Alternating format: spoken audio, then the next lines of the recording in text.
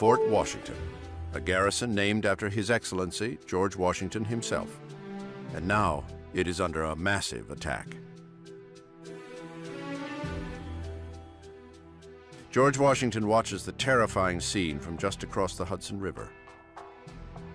His last hold on New York is fading fast. Nearly all of his officers had recommended abandoning it. Fort Washington was not built to defend itself against such a sizable British onslaught. The Continental soldiers prepare themselves for a last stand, but they are in no shape for heroics. A month of steady defeats have left them exhausted. And now, again, they are outnumbered.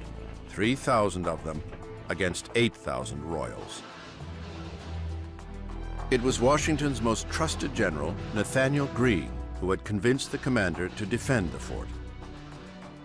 Greene, a young and talented Rhode Island officer, had, over time, become Washington's most trusted confidant.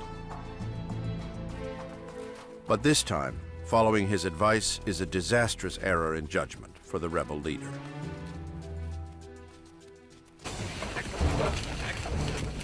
The British Army is unstoppable. Not only do they have the numbers, they put their big guns out in front. They unleash a fierce battalion of German fighters called the Hessians. The Hessians are unmistakable. From their armored helmets to their expertise with the bayonet, they are a near mythical vision from the old world. England has used foreigners for centuries to help fight their wars. But in America, the Hessians create a new specter. At once feared and hated, they are seen as outsiders in a conflict between brothers. They quickly gain a reputation as detested mercenaries. The Hessians, wherever the German mercenaries went, oftentimes there were allegations. On this day, the Hessians earn their worth. They lead the British in overwhelming Fort Washington in mere hours.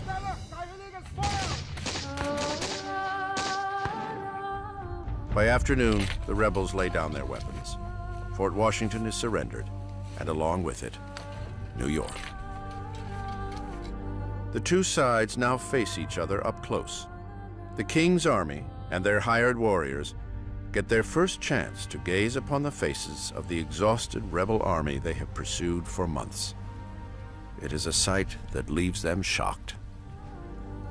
As the smoke clears over the dead and wounded, an amazing sight takes both sides by surprise. A young woman sits by her dead husband's side, but she had not been an idle bystander. When John Corbin fell from wounds, Molly Corbin stepped up to the cannons, firing on the British with the rest of the patriots. Half the army is captured at Fort Washington. New York and control of the mighty Hudson falls squarely into British hands. Some begin to wonder whether the rebels can actually deliver an independent America.